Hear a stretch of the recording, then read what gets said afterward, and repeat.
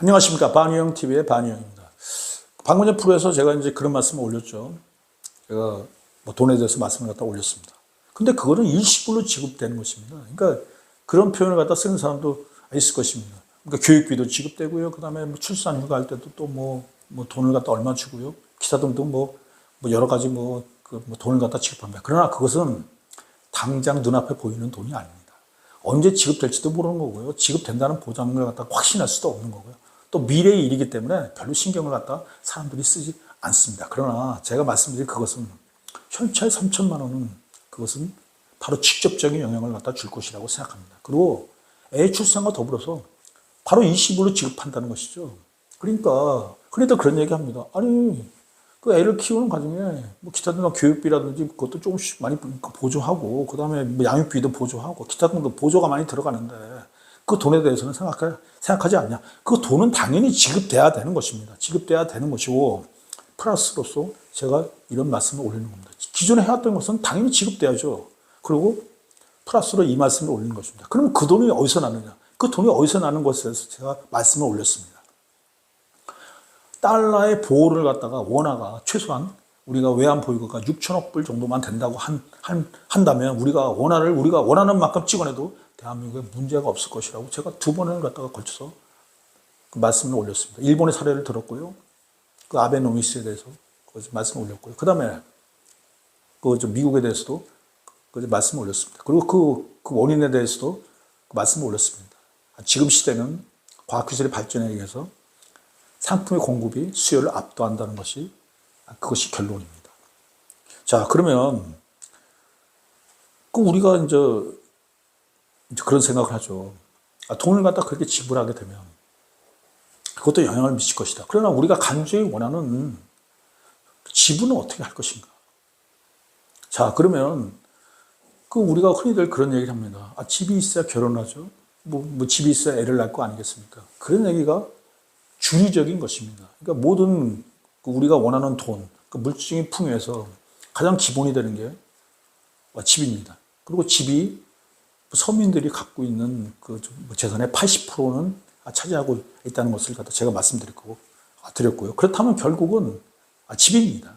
그러니까 집인데 집을 갖다가 원하고 있는 것은 뭐냐? 그냥 집을 달라고 하는 사람은 없습니다.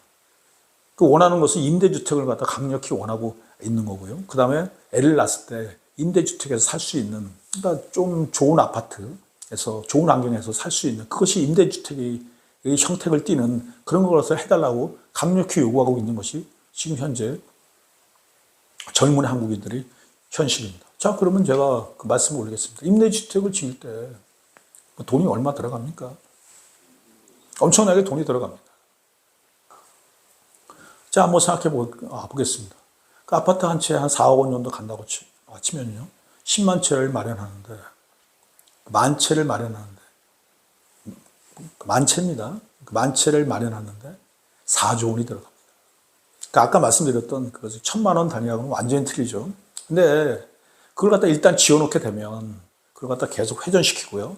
또한 중요한 건 뭐냐면 돈이 좀 있는 사람들은 임대주택에 안 들어갑니다. 자, 그러면은 만 채를 짓는데 4조 원이 들어가죠. 그럼 우리가 10만 채를 지었다고 치면은 40조 원이 들어갑니다. 그 돈을 갖다가 마련할 수 있는 유일한 길은 뭐냐? 원화를 찍어내서 그걸 통해서 아파트를 지으면 됩니다. 자, 아파트에 들어가는 게 뭡니까? 시멘트하고 그 다음에 철근입니다. 그 다음에 인건비가 들어가죠. 그거 다 원화로 다 해결할 수 있는 것입니다. 그 원화를 갖다가 우리가 찍어낼 수 있는 여건을 마련할 수 있는 것은 뭐냐? 달러가 원화를 갖다 보호하게 되면 우리는 원화를 원하는 만큼 찍어낼 수 있다는 것입니다. 자, 이걸 갖다 우리가 먼저 해야 됩니다. 그러니까 이렇게 해도 돼요. 달러를 갖다 악착같이 모으고요. 그 모으는 와중에서 원화를 같이 찍어내도 상관없습니다. 지금 우리가 그 지금 갖고 있는 외환보유고가 4,200불에서 4,200억이죠. 억불에서 300억 불, 그 사이를 왔다 갔다 하고 있는데요. 거기서 우리가 이를 악물고 1,000억 불 더 모으고요. 그 다음에 1,000억 불만 더 모으게 되면 우리가 원하는 만큼 원화를 갖다 찍어낼 수 있다고 제가 말씀 갖다 올렸습니다. 그러면 그 원화를 바탕으로 해서 그래, 그 집이 없으니까 애를 안 낳겠다고 그 난리를 치니 집을 갖다가 우리가 만들어 주겠다. 그럼 정부에서 대규모 공사를 하면 되는 것입니다. 옛날에 노태우 정권 때요. 집을 엄청나게 만들었습니다. 물론 이제 정부에서 돈을 댄 건 아니죠. 건설업체 측에서 돈을 냈습니다. 그러나 중요한 것은 우리가 원화를 갖다 찍어내서 건설업체 돈 주면 됩니다. 자, 이런 생각을 해보죠. 그 아파트를 지을 때 건설업체가 받는 게 뭡니까? 원화를 받습니다. 돈을 받죠. 그냥 돈이라는 표현을 쓰겠습니다. 돈을 받죠. 그 돈 가지고 인건비 지불하고요. 그 돈 가지고 시멘트도 사고 기타 돈 다 사가지고 그 다음에 아파트가 올라가는 겁니다. 자, 근데 몇 가지 예외가 좀 있습니다. 뭐냐면 아파트가 올라가는데 있어서 외국에서 좀 이렇게 수입하는 게 있습니다. 왜냐면은 중국산 제품이 조금 싸거든요. 성능은 약간 좀 비슷한데 중국산 제품 좀 싸서 중국산 제품을 갖다 쓰는 경우가 있습니다. 그 차이만큼을 갖다 정부가 보조를 해주게 되면 아파트에 들어가는 모든 것이 사실상 국산화할 수 있는 것이 바로 지금 현재 대한민국의 기술력이고 대한민국의 현실입니다. 자, 그러니 원화만 있으면 정부에서 원화만 충분히 공급해 주면 아파트도 찍어낼 수 있는 것입니다. 상품처럼 찍어낼 수 있는 것입니다. 10만 채가 아니라 20만 채도 찍어낼 수 있는 것입니다. 그리고 그 돈을 갖다가 합리적으로 이용하게 되면 그 아파트 가격을 갖다가 유지는 시킨다 할지라도 그러나 아파트를 갖다 짓는데 비용은 절약할 수가 있겠죠. 제가 드리고 싶은 말의 핵심은 뭐냐? 우리는 원화를 통해서 우리가 원하는 우리 젊은이들이 원하는 집을 갖다 줄 수도 있는 그런 상황입니다. 그러나 그 전제 조건이 되는 것은 달러가 원화를 갖다가 보호할 수 있는 만큼 충분히 우리가 갖고 있다 그러면 우리가 원화를 갖다가 아무리 찍어내도 우리는 별 문제가 없다는 것을 갖다 제가 다시 한번 말씀드립니다. 자, 한국인들이 원하는 것은 첫 번째가 물질적 풍요요, 두 번째가 건강이요, 세 번째가 가족이라는 그런 아주 놀라운 결과를 갖다 보게 됐습니다. 그러나 그것은 한 교수의 연구 결과일 뿐이니까 그것이 정확하다는 표현을 쓰지는 않겠습니다. 그러나 지금 사회가 돌아가는 현상 그리고 주변의 상태를 갖다 이렇게 보게 되면 물질 만능주의에 살고 있는 것이 우리 현실이고 우리 가치관을 지배하고 있는 것이 바로 돈이라는 것이 저희 생각입니다. 자,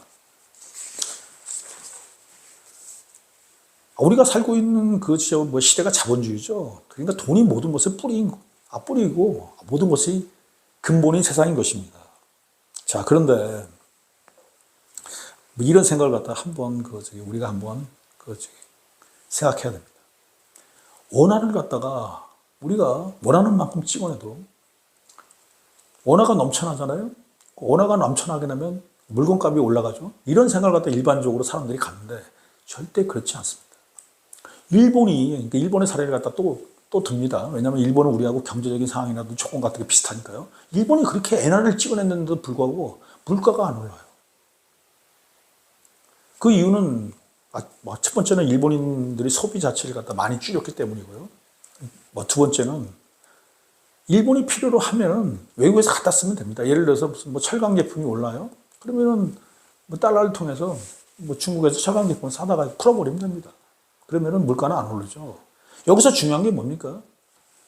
달러라는 겁니다. 전 세계에 있는 모든 그 상품을 살 수 있는 돈이 바로 달러이기 때문입니다. 그래서 제가 6천억 불, 7천억 불을 얘기하는 겁니다. 그 정도 돈만 갖고 있다 그러면, 그러니까 예를 들어서 어느 쪽에서 인플레가 올라가요. 그러니까 예를 들어서 철강 가격이 올라가요. 그럼 우리도 달러를 통해서 철강을 사다가 풀어버리면 됩니다. 제가 그 전에 그런 말씀을 올렸습니다. 달걀 가격이 올라가고, 그 다음에 그 마늘 가격이 올라가니까 그 해외에서 그 마늘 사다가 그다음 달걀 사다가 푼다고 그러니까 바로 물가가 안정되는 것입니다. 그리고 그 전에 그런 말씀 올렸습니다. 아르헨티나가 지금 뭐 작년에 물가 폭등이 200%가 넘어갔죠. 그 이유가 뭔지 아십니까? 그 아르헨티나의 달러가 거의 없습니다. 그러니까 외국에서 물건을 사오실 정도의 달러가 없기 때문에 그러한 현상이 벌어지는 겁니다. 아르헨티나에 충분한 달러가 있다 그러면 아르헨티나 물가 잡는 건 시간 문제입니다. 왜냐하면 전 세계에 상품이 넘쳐나니까요. 자, 여기까지 하고 연결해서 다시 한번 말씀 올리겠습니다. 고맙습니다. 애 낳아보세, 애 낳아보세, 우리도 한번 애 낳아보세.